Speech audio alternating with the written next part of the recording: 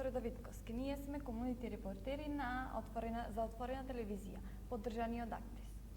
Би сакала да ве прашам, дали локалната администрација стана поинаква од таа централната, односно дали се приближи повеќе до граѓаните, затоа што нели тоа беше поентата на децентрализацијата? Па, видите, мислам дека локалната администрација е пресликана, слика и опачина од централната администрација. Како што ВМРО и СДС победуваат на централно ниво, така исто и победуваат и на локално ниво. И како секоја политичка провиненција победува, да не зборувам за западниот дел, победува, така тие си ја полнат од своите лепачи на плакати, си ја полнат својата администрација. Значи, нити стручна, нити компетентна, туку само политички поддржувачи. Во светот постојат два развојни тренда на администрацијата. Еден тренд е така демократски тренд, кој што сите западноевропски држави, би требало и Македонија, формално правно да, но и Америка, каде што администрацијата е во функција на да биде сервис на граѓаните. Граѓаните да може на брз и едноставен начин да оди на шалтер и да си ги оствари своето право. Вие во Прилеп идете на општина, сакате одобрение за градење и да си ја завршите за 10 минути работат. А другиот начин на развој на администрацијата е администрацијата која е во функција на актуелната политичка власт. Тоа се латинско-американски, од Латинска Америка, од Африка, од други азијски земји, администрации кои што не ги интересираат граѓаните, нив ги интересира оној кој што е дали е тиранин, некој крал, дали е председател. Едноставно, они се во негова функција, и војска, и финанси, се него да му погодат, он да остане на власт.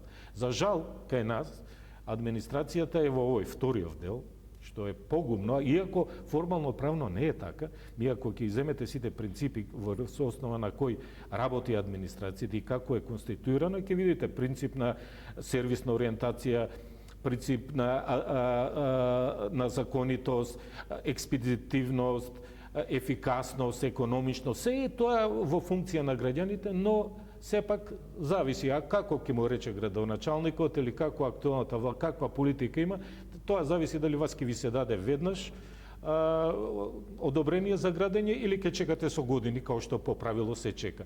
Тука е проблемот. Значи, кој ќе биде администратор, кој што ќе има статус, дали е дипломиран правник, економиста, инженер, тој треба да си ја гледа само оно што му е надлежност и кој ќе дојде на шалтер, него да му ги задоволи барањата, а не да чека да слушне оној што е предпоставен од него да му каже како да работи. За жал, немам некоја како позитивен, не можам да кажам дека има некој позитивен развој, дека администрацијата е во функција на сервис на граѓаните, туку се повеќе сервис на политичките партии кои што доминираат во моментот. Иначе одма се адаптира администрацијата. Ако било од една политичка провиненција која ќе дојде друга, одма ќе се тоа типично е за бирократијата, одма се прилагодуваат кон новонастанетите услови.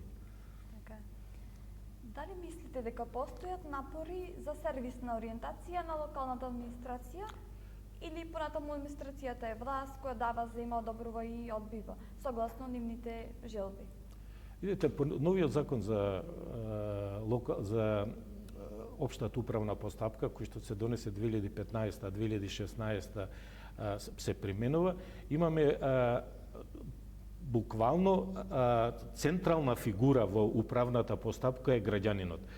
Стариот закон, тој беше уште сојузен од бивша Југославија, беше централна фигура, беше органот. Сега е странката, значи целокупниот процес, значи кога ќе идете вие да остварувате право некој пред органот на управата, целокупниот процес треба да биде во функција дури на граѓанинот. Дури треба го устави, пошто ја учествував во него како експерт, странски експерт од Сигма, пошто го работеа законот, е ставен и принцип на предвидливост. Тоа значи дека органот се помалку треба да бара од странката, да предвиди што и треба кое барање го има странката. На брз значи да предвиди веднаш да ги исполни барањата на странката. Но за жал Повторувам, се е тоа бюрократизира, тоа се на папир стои, законот постои, но фактички како работи администрацијата, имате, сигурно сте правили анкети меѓу граѓаните и знаете. Да не коментирам повеќе. Во ред. Дали мислите дека постои искреност на општините во заложбите за отчетност и транспарентност, како и отвореност кон граѓаните нивните иницијативи, или е тоа само номинално?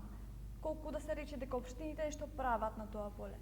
Па видите, јас мислам дека општините би правеле ако имаат и финансиски капацитети и доколку добиваат средства, повеќе средства, сигурно секој градоначалник, ако не друго, би сакал да се пофали со нова улица, нов тротоар, нов водовод и така натака, ново училиште.